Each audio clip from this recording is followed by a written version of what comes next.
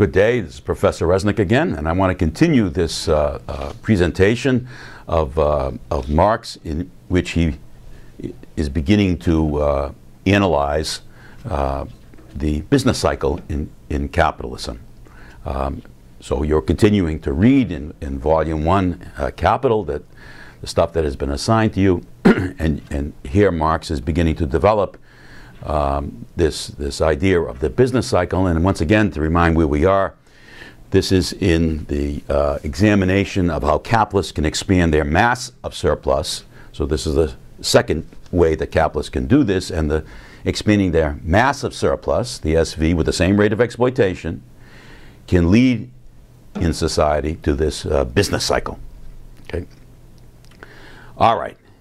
I want to pick up where I left off last time, if I remember correctly, which is the capitalists have to pay higher prices, costs for their inputs, not just labor, power, and means of production, but credit and land and so forth, etc., and that can create problems for them. But then, as I said last time, there's no necessity for those problems to occur. There's no necessity for this downturn. I want to examine that. The first thing I want to focus on is workers. It is true that when there is an expansion, when K star plus lambda is positive, that the changes in the labor power and the means of production market and other markets as well increase costs to capitalists. But also we have an increase in market wages of productive and unproductive laborers. Their earnings rise. So on one hand, the increased cost to business, which may lead to a downturn, occurs along with increased earnings of workers, productive and unproductive, in the labor power market, and that can increase the demands for the wage goods and help capitalists expand. So you've got two different things going on in the society, two different consequences of capitalist expansion. Well, to use our language, you have two different kinds of overdeterminants which are occurring, okay, which are impacting the economy in these two different ways. Okay, so let me examine analytically this first one. Workers, so I'm examining now the impact on workers. We already went through the cost of the capitalists. Workers get a, let's take the per worker. They get a price of labor power equal to the V plus this subsumed class revenue that they're getting per worker. Okay, so this is this extra that we had before, this deviation of price from the value of labor power. That was that extra that I had on the blackboard. So let's examine all the workers. Okay, so then they get times L times H. That's all the workers times the hours they work. This then is the value of labor power, V times the LH, plus this price of labor power minus the V L times H. So I'm multiplying this first equation by L times H. Or altogether, the workers are getting a value of labor power plus this subsumed class revenue that goes to the workers, and that's the extra subsumed, that's equivalent to the subsumed class payment. That's the same as the subsumed class payment that the capitalists pay to workers, and this is received by workers. Okay?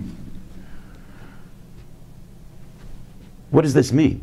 This means now that the workers, all the workers, have higher wages that they can use to go out and purchase consumer goods. So this impacts another market.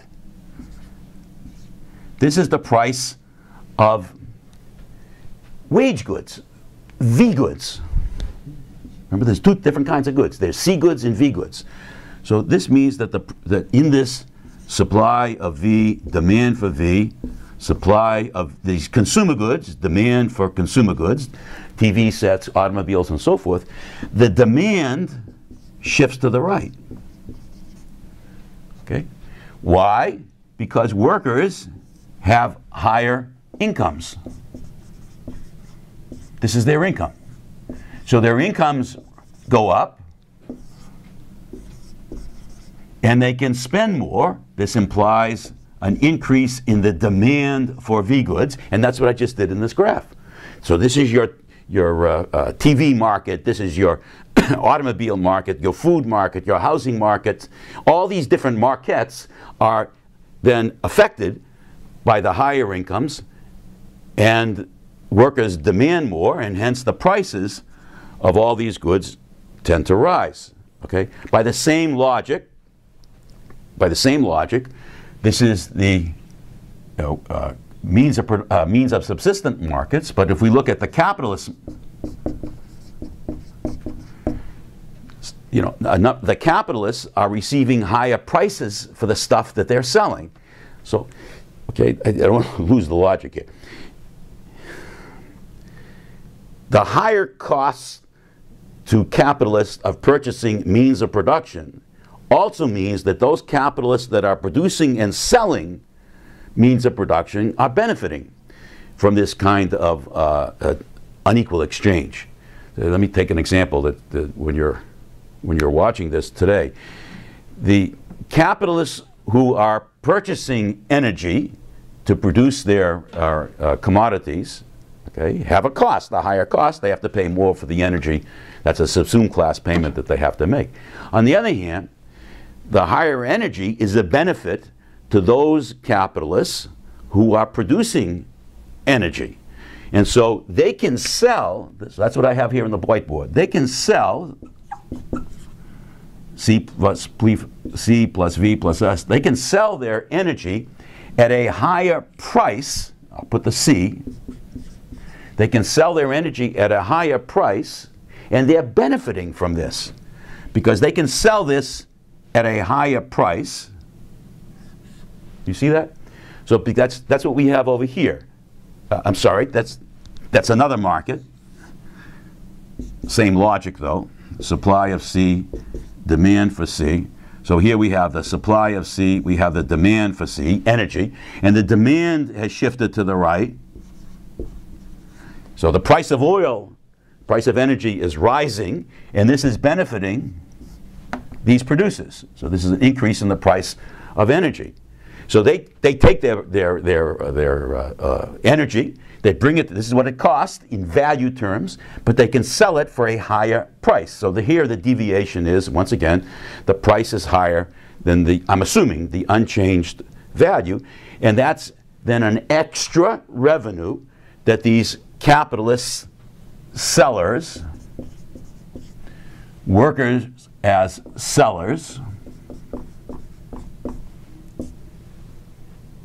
capitalists as sellers receive. Okay?